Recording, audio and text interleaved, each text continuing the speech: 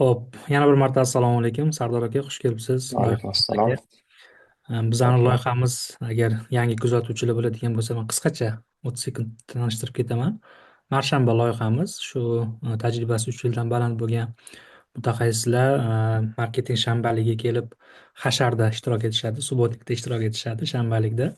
O'sha shanbalikda junior mutaxassislarga o'zini opitlari bilan, tajribalari bilan, instrumentlari, o'qigan kitoblari bo'lishi mumkin. O'shani offlayn, onlayn shaklda yetkazib berishga harakat qilamiz.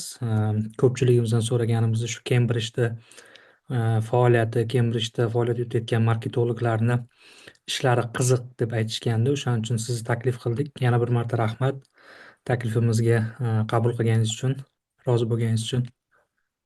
Xush kelibsiz. Mhm. Assalomu alaykum, Mehrozin aka. Kuzatuvchilarga ham assalomu alaykum hammaga. Taklif uchun katta rahmat. Loyiha haqida eshitib xursand bo'ldim. Foydamiz tegsa xursandman. Rahmat. Bugungi unaqamiz o'zi bu video xudo xohlasa Yangi yil bayram kunlari ta'tilga balkim to'g'ri kelishi mumkin. Yil boshida bir Hı. bilimlarini charxlab olib, o'tgan yilgi xulosalar, keyingi 2026-yilda qanaqa tendensiyalar bo'lishi to'g'risida bo'ladi. O'shaning uchun 5 ta marketolog bilan gaplashishga harakat qilyapmiz. Hı. Xo'p, manda birin-ketin sizga savollarni beradigan bo'lsam, shu savollar bo'yicha o'zingizni tajribalaringizdan kelib chiqib fikrlaringizni aytsangiz. 2025-yil qanaqa o'tdi o'zi sizlarda, korxonalaringizda, marketing nuqtai nazaridan qanaqa yil bo'ldi? O'sha yil bitta so'z bilan ifodalanadigan bo'lsa, qanaqa yil bo'ldi va nima uchun bunaqa deb o'ylaysiz? Hı. Hop, 2025-yil men uchun juda ham bir yaxshi o'tdi. Yaxshi o'tdi va stabil o'tdi. Ya'ni stabil o'tdi deganda katta o'sish bo'lmadi bizada, ya'ni loyihamizda. Lekin shunga qaramasdan yaxshi o'tdi deyishim mumkin, chunki asosan bu yilda tizim qurish bilan o'tkazdik. O'zi o'tgan yili biza strategik sessiyalar o'tkazganmiz, katta konsultantlarni jalb qilgan holda. O'shanda biza 2028-yilgacha bo'lgan strategiyalarni qo'yib olganmiz, yilma-yil bo'lib. Har bir yilda nimalarni amalga oshiramiz, nimalar qilamiz degan savollarga javob topganmiz va o'sha strategiya qo'yayotgan vaqtda, ya'ni o'tgan yil bizada tizim juda zo'r emas edi. Ya'ni ba'zi bo'limlarda, ko'p bo'limlarda talabga javob bermasdi. Aniq tizimlar, yo'riqnomalar shakllantirilmagan edi, xodimlarda reglamentlar yo'q edi. O'shaning uchun biz o'zi undan oldingi yillarda filialni ochib kelayotgandik Mhm. Toshkentda, viloyatlarda. Bu yil ko'p filial ochmadik. Faqat Samarqandda bitta filial ochdik va Mhm. asosiy fokusimizni o'sha tizim qurishga qaratdik. Xususan shu marketingda. Asosan shu tizim qurib, nima desa bo'ladi, palapart ishlarni to'g'irlab, strategiyalarimizni to'g'irlab, keyingi yilga tayyorlandik desak ham manimcha to'g'ri bo'ladi. Zo'r. Bir so'z bilan aytganda, stabil holatda brendni yanayam mustahkamladingiz, protsesslarni to'g'ri tuzib, ya'ni Hı. yana kengayish uchun yana bir mana Ya. fundamentni baquvvatroq qilib, strategiya asosida ishladingiz. Bu o'zi korxonani umumiy strategiyasi edi va shu marketingga Hı. xuddi shu направление, shu zadacha sizlarga tushdi. Zo'r. Düşünüyorum. Zo'r. Baribir strategik ishlar qilgan bilan, mustahkamlangan bilan baribir har bir o'quv markazlar, ayniqsa ta'lim yo'nalishidagilar hozir raqobat yildan yilga, oydan oyga, даже kundan kunga rivojlanib boryapti. Baribir kompaniyalar qilishgan turli xil. Hı. 2025 yilda qanaqa kompaniya qildingiz yoki qanaqa bir ishlarni amalga oshirdingiz, ulardan ko'nglingiz to'ldi yoki qaysi joyda to'lmaydigan joyi bo'lib qoldi? Hı.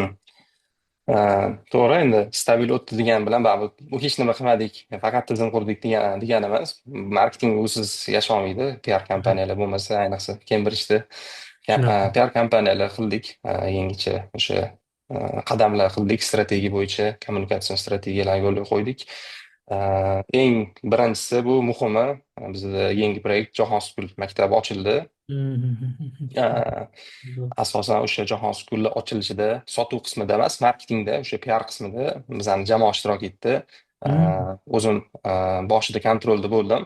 O'sha blogerlarni jalb qilish, umuman o'zi nima desa bo'ladi, brendni tanitish bo'yicha. Manimcha yaxshi samarali o'tdi deb o'ylayman. Даже o'zi oldin qayerda ishlaysan deb so'rashardi o'zimdan ham ko'chada tanish bilishlar, Cambridge desam bilishmasdi. hozir Jahon School bilan tanishyapti. Bo'lmasa E, Cambridgega 10 yildan oshdi. Hozir da Jahon School effekt juda zo'r bo'ldi. Ya'ni katta auditoriyaga ham bittada tanildi. Ya'ni kutganimizdan zo'r o'tdi deb o'ylayman. mana buni tasdiqlayman. Tasdiqlayman deganda fikringizga qo'shilaman, chunki man bu ijtimoiy tarmoqlarda o'qiganimda adashmasam ta'lim yo'nalishida faoliyat yuritadigan bir bloger Jahon School bu yil bozorga kirib umuman benchmarklarni o'zgartirib yubordi degan fikrda aytdilar.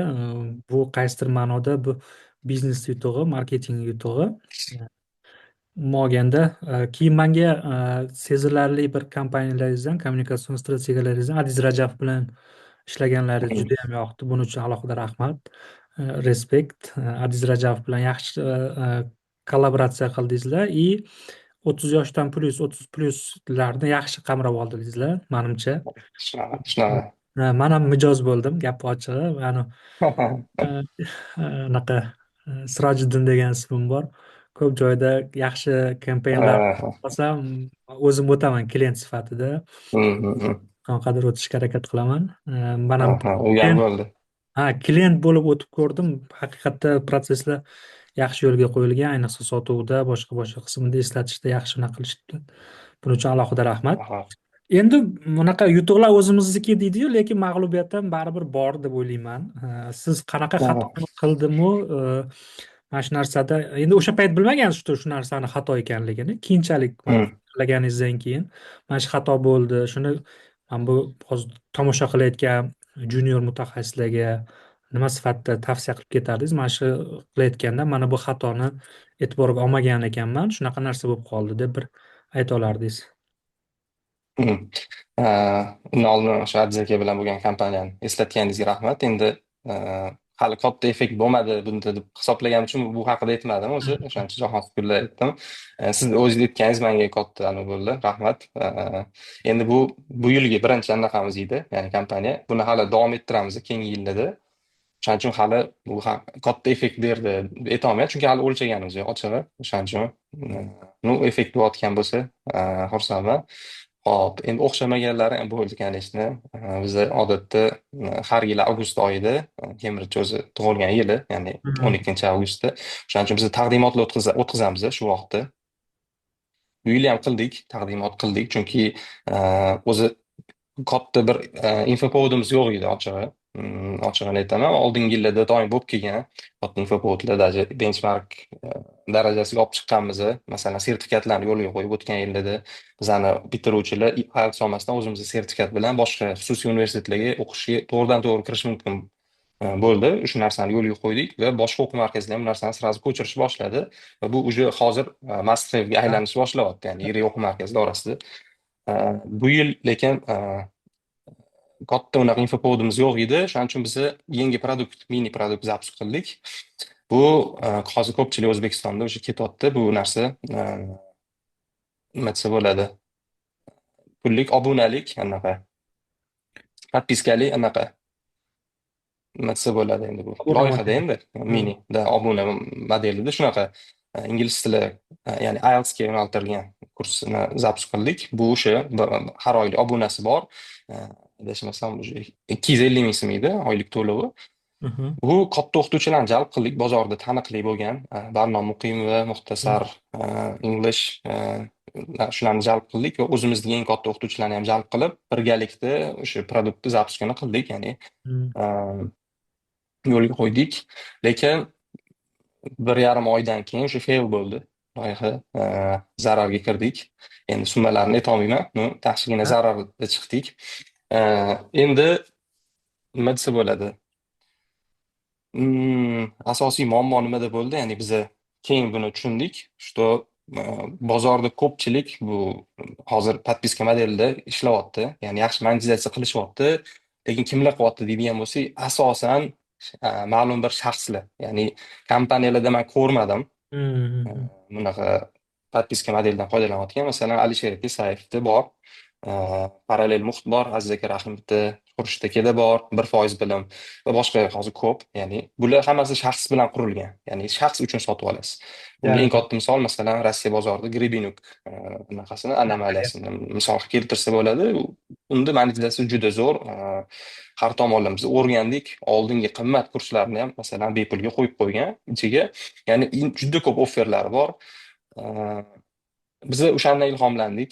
Ochig'ini aytadigan bo'lsak, endi yaxshi e, nima desa bo'ladi, monetizatsiya qilsak bo'larkan deb o'yladik, lekin kutganimizdek bo'lmadi. Endi bunga asosiy sabab biz o'ylayotganimiz shu ma'lum bir shaxs ustiga qurilmagan, ya'ni odamlar nima desa bo'ladi, mutaxassislikdan ko'ra kimnidir hozir shaxsiy hayotiga, xarizmasiga uchadida ko'proq.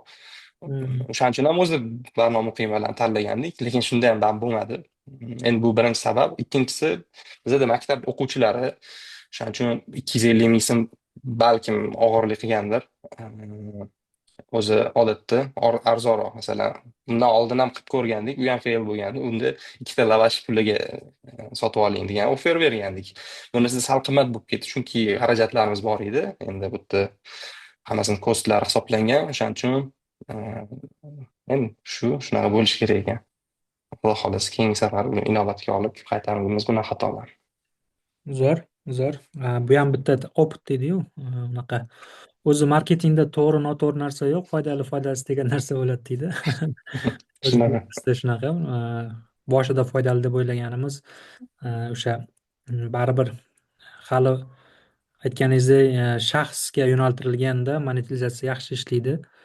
Shaxsga Hmm. yo'naltirilgan, lekin kompaniyalarga baribir qiyinroq bo'lib qolishi mumkin. Chunki bu umuman boshqa biznes modelga bo'lib qoladi. Uni Da. moliyaviy modeli ham har xil o'zgarib ketadi. Tushunarli. Rahmat. Manda keyingi savol menga qiziq. Qanaqa ma'nodaki, mana siz 2025-yilda umuman siz ishlatgan yoki kuzatgan birorta bir instrument yoki kanal qaysi foydali bo'ldi o'zimizni bozorda? O'zingiz ishlatgan bo'lishingiz ham mumkin yoki birorta mana bular yaxshi instrument ishlatdi yoki mana bu kanalda yaxshi ishlatdi degan bir o'zingizda bir qanaqa bir misollarni ayta olasiz? Hop, endi bu yili biza o'zi bu yil emas, o'zi odatda biza doim foydalanib keladigan kanallarimiz bor. Qaysiki butun bozor foydalanayotgan, ya'ni ko'pchilik o'sha yerda o'tiradi, foydalanadi, kontent iste'mol qiladi. Ya'ni Instagram. Hmm. Ee, Hozir boshqa qo'shimcha yana kanallar bor, instrumentlar bor. Baribir eng asosiy kanal biz uchun eng ko'p foyda olib kelgan kanal bu baribir Instagram bo'ldi. Xuddi Hmm. oldingi yilda singari. Endi instrument, ya'ni kanal o'zgarishi qiyin, ichdagi kontent o'zgarishi, bunday odamlarni engagementi, ya'ni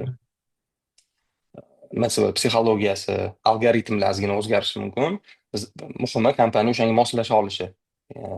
Biza harakat qildik. Hozir juda tez o'zgaryapti trendlar, unga moslashish, undan foydalanish e, hozir aktual, ya'ni Instagramdagi.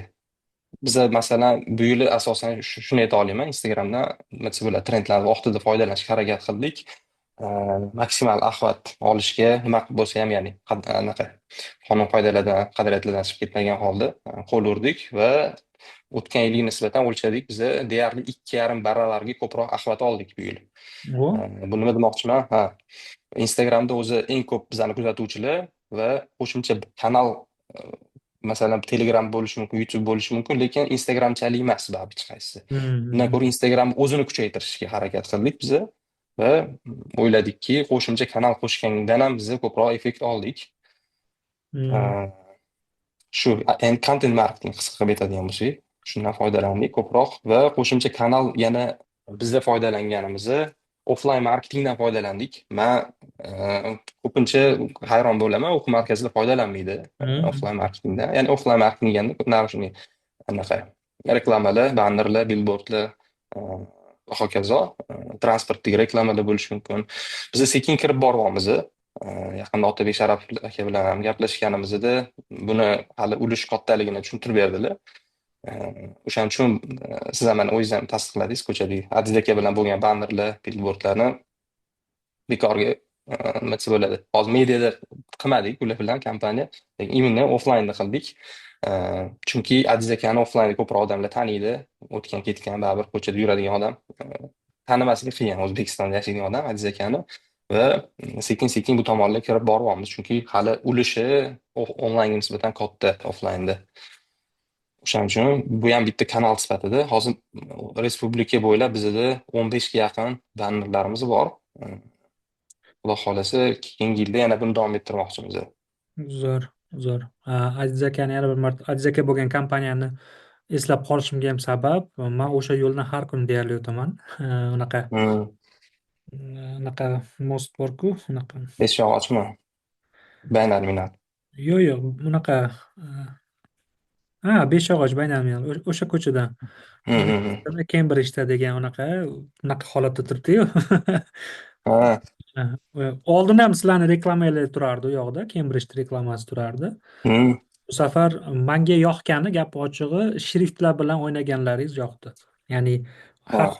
klondan unaqa qilingani ko'pchilik shu обычный bitta shrift, unaqa обычный yozuv, ana F formatdagi yozuvni qilib qo'yadi. Sizlar shrift bilan o'ynagani juda ham yoqdi. Men o'zi asosan kommunikatsiyaga ko'proq qiziqaman, o'shaning uchun doim kuzatib boraman. O'sha tomon Ha. yoqdi. И keyin agar manimcha siz ham tasdiqlaysiz, qo'shimcha qilgan bo'lardim. Bu yil kanallardan Telegram Ads juda bir aktivniy kirib keldi Hmm, bu hmm. bilan. Manimcha sizlar ham yaxshi foydalanyapsiz. Man Kembridjni kuzataman, chunki o'zimizni milliy brendlardan deb bilaman. Ayniqsa raqobatchi kanallarida maxsus adslarni yoqish bo'yicha yaxshi marketing jangi desak bo'ladi, qo'sh tirnoq ichida yaxshi janglar bo'lib turdi. Ularni ham kuzatib turdim. Ha, Telegram etsam qo'shsak bo'ladi bu yilga. Hozir как раз Telegramni o'zi globallashyapti. Ya'ni borgan sari Pavel Durov o'zi shaxsini ko'proq anaqa qilib chiqish boshlayapti. Bilmadim endi kollaboratsiya qilyapti. Ya'ni o'zini ko'rsatish boshladi.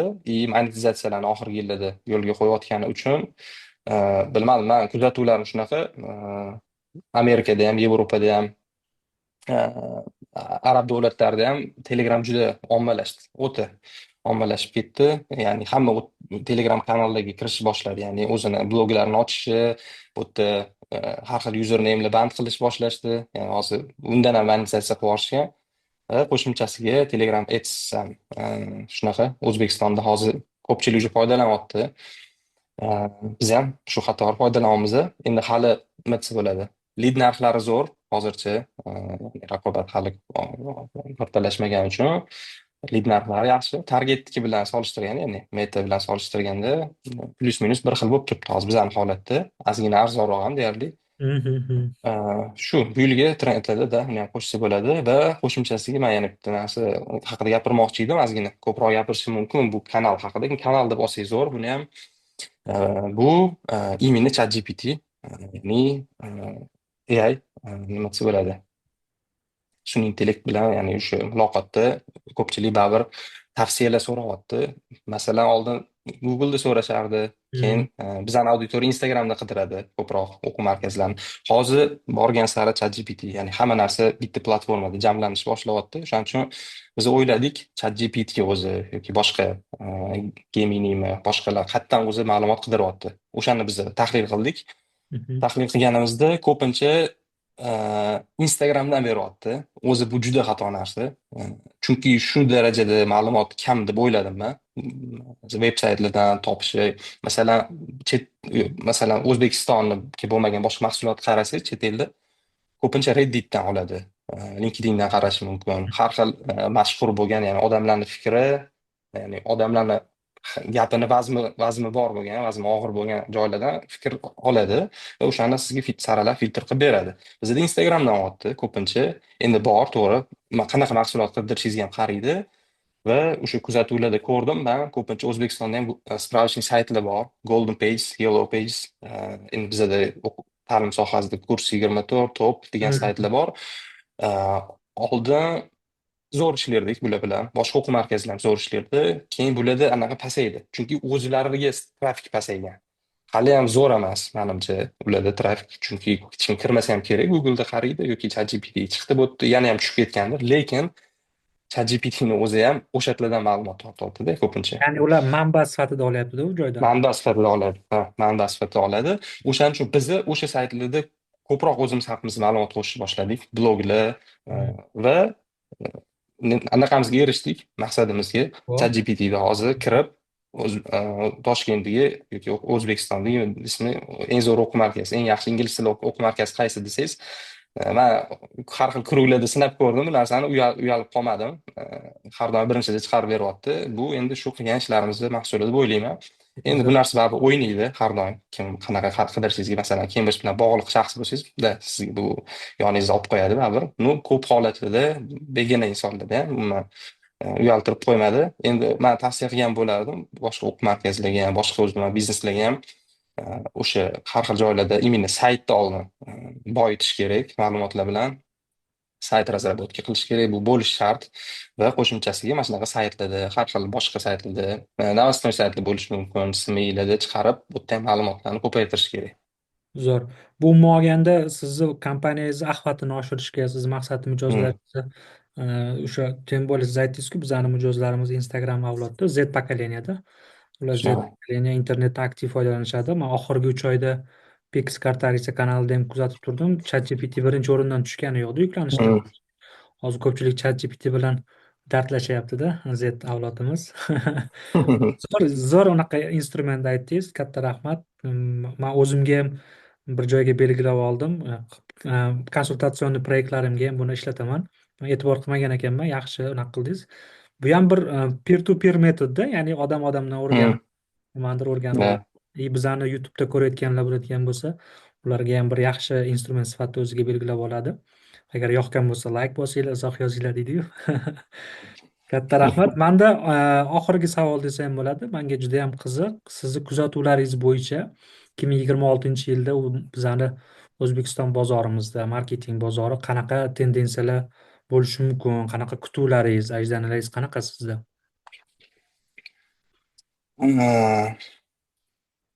AI yana hype'da bo'ladi. Hmm. Sun'iy intellekt yordamida tayyorlanadigan videolar, video kontentlar nega hype'da bo'ladi deyapman. Bilmadim, man bo'ldi ketdi bu yog'i, faqat shu ketadi deya olmayman. Man bu fikrga qo'shilmayman. Man vaqtinchalik hype deb hisoblayman bu narsani. Vaqtinchalik deganda bo'lishi mumkin 2 yildir, 5 yildir, 10 yildir, chunki hali bu narsa rivojlanyapti.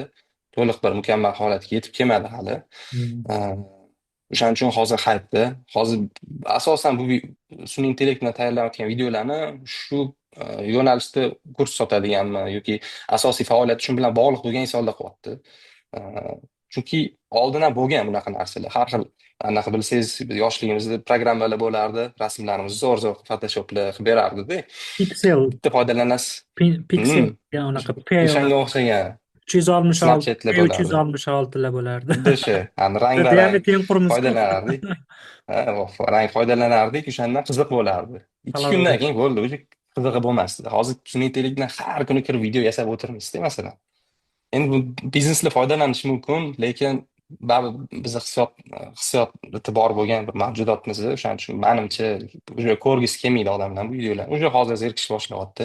Men hozir tahlil qilgandim keyingi yilgi trendlarni, nima bo'lishini. Endi bu asosan o'zimiz biznes bilan bog'liq, yo bizning auditoriya bilan.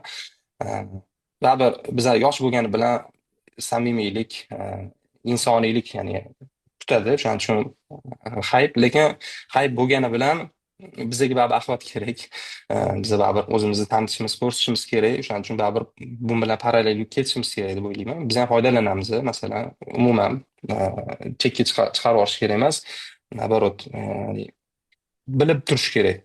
Nima bo'layotganini, yengilliklarni doim foydalanish kerak. Ya'ni bu assistent sifatida ko'p masalalarda, masalan, ish vaqtini qisqartirib, produktivngizni oshirib beradi deb hisoblayman.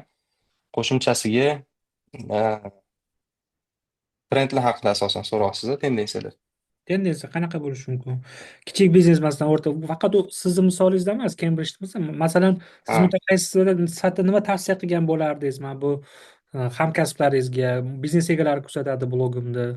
Nimalarga urg'u qaratishsin, qaysi yo'nalishda ko'proq fokuslansin? Shu tavsiyalaringizni aytsangiz ham bo'ladi.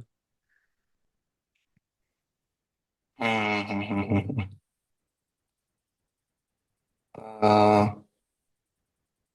Yangi kanallarni test qilib ko'rish kerak. Boy endi hozir bilmayman konkret. Masalan, Telegram Ads ko'p kuchaytirish kerak, ko'proq kuch tashlash kerak. Aa, Masalan, taqdimotlardan ham foydalanish kerak. Biz doim foydalanamiz, boya aytganimdek, taqdimotlar ham nimasi bo'ladi. Ko'proq ommaga siz haqingizdagi ma'lumotni yoki siz bermoqchi bo'lgan messenjni qisqa vaqtda tushunarli qilib yoyib berishga yordam beradi. Bundan Mm, o'zi masalan yangi g'oyangizni upakovka qildingiz, uni masalan mediada yoki anaqa tashqarida kommunikatsiya qilish ozgina uzayadi vaqti va umumiy uzaygan vaqt hisobiga boshida eshitgan odam o'sha borib borib esdan chiqarishni boshlaydi. Taqdimotni kuchi katta, ya'ni effekti o'shani aniq ta'sirida yurasiz. O'sha ham YouTube'da bo'ladi. YouTube'ga kiradigan odam teng bo'ldi o'zi bekorga kirmaydi. Ya'ni to'g'ri. lead magnet sifatida foydalanish va o'sha har jarayonlarni tizimlashtirish воронкада lead magnetlarni sinash, har bitta etapda maksimalni mijozni yo'lini qisqartirishga harakat qilish kerak. Masalan, yo'l qancha uzun bo'lsa, juda to'kilish boshlaydi. Chunki borgan sari sabrsizlashib boshlayapti Shunaqa. odamlar. O'shaning uchun maksimal yo'lni qisqartirish kerak. Даже odamlar har xil platformalar ishlatish o'rniga bitta platformadan maksimalni, masalan, ChatGPTning o'zidanmi bitta shuningdek bitta ilova bo'lsa, hamma ish o'sha yerda hal bo'lsa. Bitta Alisani qo'yib qo'yib, o'sha bilan gaplashib o'tirsa, hamma ish hal bo'lsa, u ro'yxatdan o'tsa, uni o'rniga o'qib bersa, hozir shunaqa bo'lib ketyapti. Endi o'shaning uchun qisqartirish kerak. И tez-tez bu yog'iga anaqa o'tkazish kerak deb o'ylayman. Mijozlar bilan intervyular, Ya'ni fikrli. tadqiqotlar, kastinglar o'tkazish, ularda Mm, customer experience, ya'ni mijoz tajribasi bo'yicha, mahsulotingizdan oladigan tajribasi bo'yicha ko'proq umumlashtiradigan bo'lsam, endi sizni tavsiyangiz ko'proq bo'ladi. Operatsion ishlar baribir band bo'laveradi doim. Operatsion ishlar mm. doim bo'lgan. Lekin operatsion ishlarga zadachani baribir strategik qarorlardan bo'ladida. Ya'ni ko'proq strategik, ya'ni tadqiqot bilan, kasta o'tkazish bilan va testoviy Mm. ishlarni ko'proq o'tkazish bilan e, fokusi shunda bo'lsa degan fikringiz bor demak, to'g'rimi? Shunaqa. Yana bir hozir aytdingiz, mani endi biznes egalari, har xil soha vakillari kuzatadi dedingiz. Xususan marketing kuzatsa kerak. Yosh bitta narsani aytmoqchiman. O'zbekistonda man juda ko'p hozir uchratayotgan, ko'pchilik qilayotgan xato. Ko'pincha do'kon egalari qilyapti bu narsani. Baribir do'kon egalarining ulushi katta ham bo'lsa kerak mediada hozir. Chiqadi trend faqat. Mhm. Trend ortidan Faqat qutulish. qanaqadir faqat trend orqasidan quvadi. Lekin do'kon o'sha vaqtda zo'r hayp bo'lyapti. Bitta moshkichiri qilib ko'radi. Dahshat odam yopirilib keladi. Ertasiga achchiq osh qilib ko'radi. Unga yana mijoz yig'adi. Uzoq muddatga bormayapti hech kimning biznesi. Ya'ni bunaqa ishlayotgan anaqada. Faqat mediada ishlayapti. Chunki u ham qayerdandir ko'rib qilyapti. Chunki prosmotr yig'ish juda oson bo'lib ketganda. Ha, Vocha oson narsa. Muhim narsa ham emasda ko'p prosmotr yig'ish. Bu tizimli qilmasa, maqsad bo'lmasa qiyin. O'shaning uchun biznesni o'zi kelajakdagi strategiyalarini qo'yib olish kerak. U yog'i hammasi keyingi darajali narsalar. Men shu narsaga doim aniq qilaman. Bilmayman, shu do'kon egalarida bilmayman, menda assotsiatsiya bo'lib qoldi. Negadir ko'p ko'raman mana shu hype trend orqasidan ketish. Bu uzoqqa bormaydi. Savdo bir uchadi, keyin risk yana quliydi. qachon skidka bersa, qachon chegirma bersa bor, qachon ikkita bloger chaqirsa savdosi bo'ladi. Bloger ham tavba qildim deyman, anaqa kubik podkastlarda ham ko'p aytamiz. Bir kuni umuman ana TikTokchi qizlar chaqiradi, ertasiga diniy anaqa Shunaqa gapirmang. Juma muborak deb ertasiga chiqadi. Indiniga umuman boshqa auditoriyani chiqaradi. Ani ko'rgan odam hayron qoladi. Man kim, o'zi kerakmanmi? O'zi menga mana shu mahsulot degan narsa bo'ladi. Bu olganda katta rahmat. Yaxshi fikrlarda aytdingiz. Umumlashtiradigan bo'lsam, qaysi joylarda to'g'irlab yuborib yoki qo'shimcha qilishingiz mumkin. Umuman olganda 2025 yilga yaxshi yil o'tdi. Stabil yili, ya'ni strategiya asosida ishlaydigan yil bo'ldi va o'sha jahon sukuli ochilishida Cambridge komandasi ham mas'ullar qatorida bo'ldi va maktablarga yangi benchmarklarni qo'yib bera oldi. Buning uchun sizga rahmat. Bundan keyin qilayotgan ishlaringizga ham kuch-quvvat. Sizlar yangi kanallardan o'sha Telegram Ads'da va offline kanallardan foydalanayotganlaringiz, ya'ni billboardlardan foydalanayotganlaringiz hali o'lchamadik deyishdi, lekin baribir buni ta'siri bor. Offline'larda ancha muncha ta'siri bor. Bizni bozorga baribir muhim hisoblanadi. Va 2026-yilda o'z xulosalaringizni berib o'tdingiz, ya'ni operatsion ishlarga kirishishdan oldin, ya'ni trend orqasidan quvib har xil ishlar qilishdan oldin bir o'tirib o'zim nima yaratyapman, qayerga qarab ketyapman deb bir tizimlashtirib, ishini bir strategiya asosida olib boradigan bo'lsa, bir ishida yaxshiroq, baraka, unum bo'lishi mumkin degan fikrlarni aytib o'tdingiz. Manimcha, siz ham to'g'ri xulosa qildim sizni bunaqalaringizni. To'ppa-to'g'ri, to'ppa-to'g'ri. O'zi Yaxshiroq o'zi mandan aytib berdingiz. Chunki man o'zimga qiziq, nimaga deganda man peer to peer degan metodga qiziqaman, ya'ni odam odamni o'rganadi, unaqa qiladi. Suhbatdosh avvalo menga qiziq bo'lishi kerak, gapni ochiq yashirmayman, chunki avvalo To'g'ri. o'zim narsa o'rganaman, o'zim o'rganaman va shu o'rganganim manda shu digital iz bo'lib qolsin-da, shu YouTube'ga ham joylayman. Agar YouTube'dagilar sizlar ham shunaqa xulosa biladigan bo'lsa, umuman boshqa xulosalar bo'ladigan bo'lsa ham izohlarda yozinglar. Kanalimizga obuna bo'linglar. Bundan tashqari blogimiz bor, blog Nazarov. Sardor akani ham Instagramlarini yoki LinkedIn profillari bo'lsa, Telegram bloglari bo'lsa, man izohlarda qoldiraman. Agar o'quv markazlaridan umuman junior mutaxassislar sizga murojaat qiladigan bo'lsa, o'ylayman vaqtingizni topib, imkoniyatini topib, o'zingiz maslahatlaringiz, tavsiyalaringizni berasiz. Albatta, albatta. Bu video Marshanba kanali, Marshanba loyihasi doirasida tasvirga olindi va YouTube'ga joylandi. Katta rahmat aka, sog' bo'ling, yaxshi kunlarda Sizga ham ko'rishib. rahmat taklif uchun. 26 yil yana ham omadli, kuch-quvvatli bo'lsin. Rahmat sizga ham. Salomat bo'ling. Sog' bo'ling aka, charchamang. Sog' bo'ling. Rahmat. Hop. Hop.